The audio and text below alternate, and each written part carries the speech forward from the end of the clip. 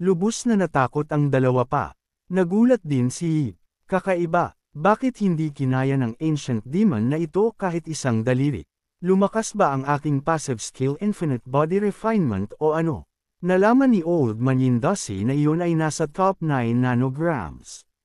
Heaven Rankang, si Yipiang Shan, at sina Liu at Bog Ai ay nagsabi, ang top 10 ng Heaven Rankang ay tunay na mga savior level. Binuhat ni Yipiang si Ling Russo na parang Princess Carrie at sinabing, Russo, sa iyong level. Lubos na pagod si Ling Russo at hindi man lang makasagot. Sinabi ni Yipiang, sa susunod, ikaw na ang bahala. Nakakaramdam ako ng 10,000 demons sa deep abyss. Bababa ako at maglalaro sandali. Narinig ito, pinaalalahanan ni Ling Russo, Master, may dalawa pa sa itaas. Nakita ito, nahiya si Yipiang. Masyadong mahina ang kanilang hininga, nakalimutan ko na. Ang natitirang dalawang ancient demons ay hindi kumbinsido at sinabi, kalimutan mo na. Magtulungan tayo at patayin muna siya. Kailangan ng aking ultimate move ng lakas. Habang sinasabi ng Goat Head, pigilan mo para sa akin. Mabilis na dumating ang atake ni Yipiang. Tumama ang kanyang atake sa pareho sa kanila. Pagkatapos ay sumabog sila na parang popcorn sa kalangitan. Tiningnan ni Yipiang ang mga sirang ancient demons nang walang pakialam. Ang mga heaven rankang cultivators ay lubos na nagulat. Kinuha niya lang ang dalawang general level ancient demons sa isang tingin. Ito ba ang maalamat na kung titigan kita, mamamatay ka? Matapos tapusin sila, sinabihan ni Yipiang si Ling Russo na dalhin ang lahat at umalis dito. Masyadong mapanganib dito para sa mga normal na cultivators. Sumagot si Ling Russo, naiintindihan ng disipulo. Narinig iyon, nagulat ang mga heaven rankang cultivators. Tunay nga, itinuturing kaming normal na cultivators ni Yipiang. Nagulantang din ang mga earth rankang cultivators. Kaya pala, lahat ng mga heaven rankang experts ay normal lang tulad namin sa mata ni Yipiang Shen. Pagkatapos ay lumingon siya sa Corpse Demon at sinabi, Corpse Demon, dalhin mo rin si siya at umalis kayo. Bumalik kayo sa Reino. Kung umatake ang Ancient Demon Army doon mamaya, baka kailangan nila ng proteksyon. Nagtanong ang Corpse Demon, Yip bro, mananatili ka ba dito mag-isa para hintayin ang pag-atake ng Ancient Demon Army? Sinabi ni Yipiang, hindi. Tumingin siya sa hukay at sinabing, ang paghihintay ay pag-aaksaya ng oras. Bababa ako doon para hanapin sila. Pagkatapos ay tumalon siya diretso pababa. Pinupuri ni Wabi si Yipiang Shen. Gusto niyang hamunin ang Ancient Demon Army mag-isa. Sumigaw si Liu, ang galing ni Yipiang Shen. Umiyak si Yashi habang inaalala ang katapangan na ito, na nagpaalala sa matandang lalaki ng kanyang sarili noong bata pa siya. Inulit ni Ling Russo ang mga tagubilin ng kanyang master, lahat magkahiwalay. Huwag kayong manatili dito. Agad silang sumunod at umalis. Bigla, lumitaw si Dong Fangqing. Tumingin siya sa hukay at naisip, sa wakas, narating ko na ang Ancient Demon Battlefield kung saan natutulog ang Supreme Ruler sa loob ng libu-libong taon. Naalala niya na noong nakaraan, binigyan siya ng kanyang junior brother ng isang Ancient Demon Corp sa general level upang mas palakasin ang kanyang sarili. Sa pagkakataong ito, kung kasama ko si junior brother, magkakaroon ng malaking anihan. Sumulyap siya sa desyertong battlefield, nag-iisip, ang pangunahing bagay ay, ako lang at si Shitty sa Ancient Demon Battlefield na ito. Total opposite sex situation. Ang matandang babae na iyon ay palaging nag-iisip tungkol sa paglalandi. Naisip ni Dong Fangqing, ang pagiging malapit sa panggatong, tiyak na magliliyab din sa huli. Sa pagkakataong ito, hindi ako pwedeng magpabe. Kailangan ko siyang mabilis na makuha. Natapos ang kanyang pag-iisip, tumalon siya diretso pababa.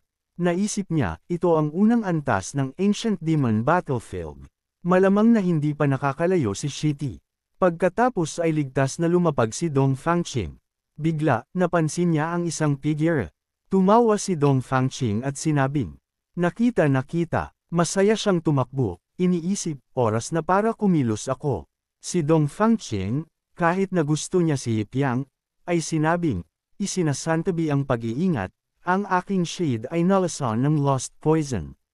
May paraan ka ba para tulungan ang isang babae? Bigla, awkward niyang napagtanto na si Hypiang ay walang kaalam-alam pagdating sa romance. Kalmado siyang sumagot, ang kanyang Virgin P ay kayang sunugin ang Lost Fire. Pagkatapos ay itinuro niya ang maliit na fox. Nagtatanong si Chun Fong, bakit nakataas at nakabuka ka ng ganyan ang kanyang mga binti. Pinagalitan ni Dango si Chun Fong, ang maliliit na bata ay hindi dapat magtanong ng mga bagay na hindi dapat tanungin. Namula ang mukha ni Dong Fangqing sa galit, sumisigaw, hindi ba dapat ikaw lang ang isa sa Ancient Demon Battlefield? Sumagot si Hypiang, iniisip ang maliit na fox, agad akong nagsimulang magplano ng paghihiganti. Ginagamit ko lang ang Ancient Demon Battlefield para sanayin ng kaunti si Dango sa pamamagitan ng libro upang tawagin siya. Lumabas, ang dalawa ay naglalaro kasama at nadala din dito. Nayamot si Dong Fangqing na may dalawang dagdag na tao na nagpapahirap sa kanyang estilo, nagsasabi ng may selos, talagang iniisip mo ng gusto ang maliit na fox, ha? Hindi inaasahan, kinuha ni Shanfang ang kanyang pantalon at nagtanong, bakit niya inalis ang mga ito kanina? Pinagalitan ni Dango, ikaw, inosenteng bata.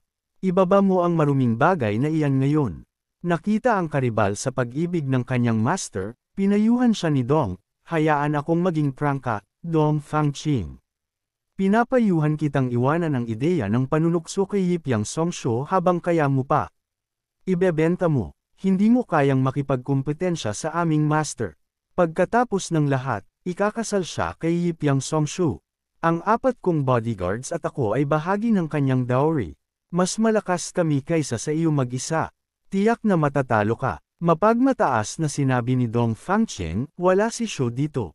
Gusto niyo akong agawan ng lalaki. Hindi ako susuko. Lumapit si Dong Fangqing at hinaplos ang mukha ni Hypiang ng nakakaakit, sinabing, napakalamig ng aking mga kamay. Maaari mo ba akong tulungan na isuot ang mga ito? Nangyari, lumitaw ang isa pang celestial rankang cultivator, sumisigaw. May isang lost succubus dito na nagnanakaw ng cultivator yang essence. Demoness, pakawalan mo ang scholar na iyan at lumapit ka sa akin. Lumabas, ang lalaking ito ay si Dunnan, ika-63 sa celestial rankang. Hindi inaasahan, ang kanyang lolo, si Dark Weapon Venerable, ika-32 sa celestial rankang, ay nagsalita rin upang agawin ang kanyang apo. Aking mahalaga, mayroon kang maliwanag na hinaharap. Paano mo mawawala ang iyong potential dahil sa isang demoness? Smack! Matanda na si Grandpa, hindi ko na ito kailangan. Demoness, lumapit ka sa akin. Galit na galit si Dong Fangqing, sumisigaw, ikaw, mabahong matandang lalaki. Isa pang grupo ng mga cultivators ang nagkomento ng isang panig, ang lalaking ito ay walang cultivation level. Lumabas, si Glory Ring pala, ika-37 sa celestial rankang, ang nagsasalita. Malamang na isang beast tamer siya na umaasa sa kanyang 3 alagang hayop upang labanan kami. Si Ascending Cloud Phoenix, ika-38 sa celestial rankang, ay hindi rin komportable na human gal, sinabing, ang propesyon na ito ng beast taming ay karaniwang male prostitution. Sa kasalukuyan, ang celestial rankang ay nahahati sa 5 rankangs, 1 hanggang 10 ay ang black rankang, 11 hanggang 30 ay ang gold rankang, 31 hanggang 50 ay ang red rankang, 51 hanggang 70 ay ang white rankang, 71 hanggang 100 ay ang gray rankang. Ang bawat rankang level ay isang malaking agwat. Tiningnan sila ni Dong Fangqing, nilukot ang kanyang mga labi at sinabing, hindi ko talaga inasahan na napakaraming red rankang experts ang lilito, ang apo ng pamilya Tong, ang magkapatid na Shen. Nagiging interesante ito. Nagsalita si Old Man Dark Weapon Venerable, lahat ay narito upang harapin ang Ancient Demon Legion. Little Brother Beast Tamer, huli na kami. Wala kaming nakitang iba kundi ikaw. Kung maglalakbay ka kasama namin, malaki ang army ng Ancient Demon Legion. Ang pag-asa sa iyong mga alagang hayop lang ay maaaring hindi makapagliligtas sa iyong buhay. Narinig ito, binuksan ni Hypiang ang kanyang libro habang bumubulong, sige, saktong-sakto, nawawala ako. Kayo na ang manguna. Nag-umpisa ng magkwento si Dark Weapon Venerable, ang Ancient Demon Battlefield na ito ay may 100 level sa kabuuan. Doble ang panganib ng bawat level. Hindi ordinaryo ang mga alaga ng iyong maliit na kapatid, ngunit ikaw mismo ay masyadong mahina, kaya kailangan mong manatiling malapit sa matandang ito.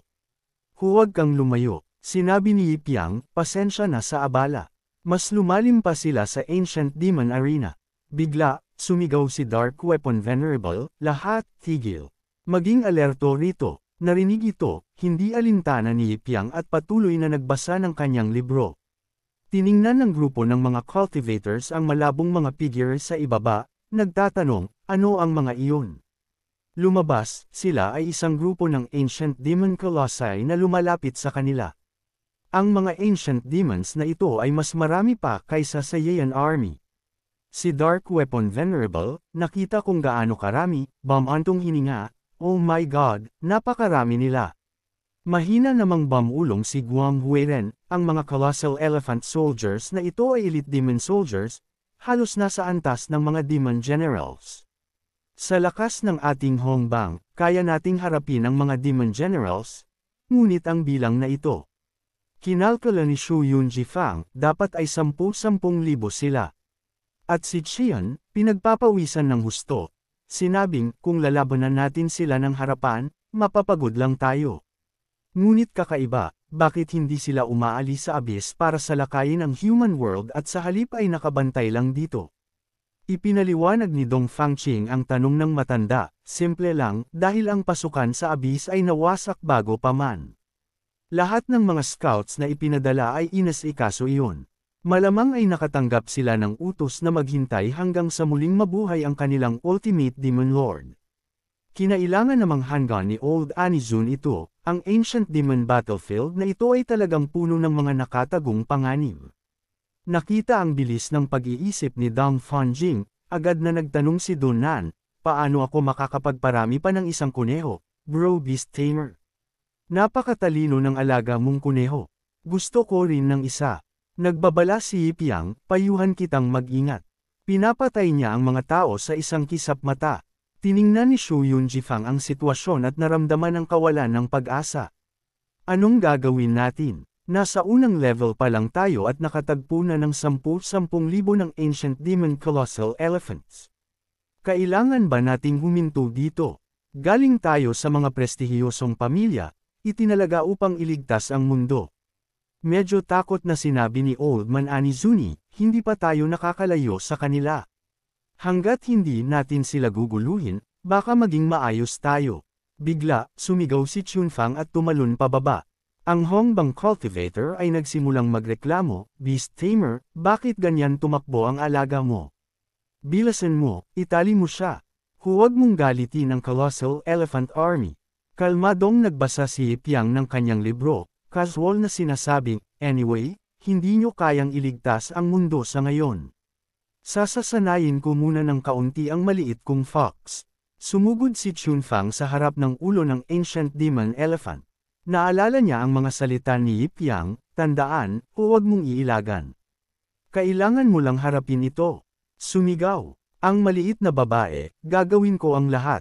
At sumugod pasulong. Lumilipad pasulong si Chunfang nang ang paa ng elepante ay nasa ibabaw mismo ng kanyang ulo at pagkatapos ay tinapak ito. Napiit si Chunfang ng kasing dali ng isang langgam. Hindi makatulong ang magkapatid na Shen. Patay na siya. Wala nang ang silbi ang Beast Tamer pero hinayaan pa niyang ang cute na alaga ay maghanap ng kamatayan. Walang hiya. Matapos walang galaw, nagsimulang itaas ng elepante ang paa nito. Hindi inaasahan. Ang langgam na si Chunfang ay tumalon pabalik na parang Calabash Brother. Ipinagpag niya ang alikabok sa kanyang sarili at sinabi, hindi pa rin ganoon kalakas ang aking lakas.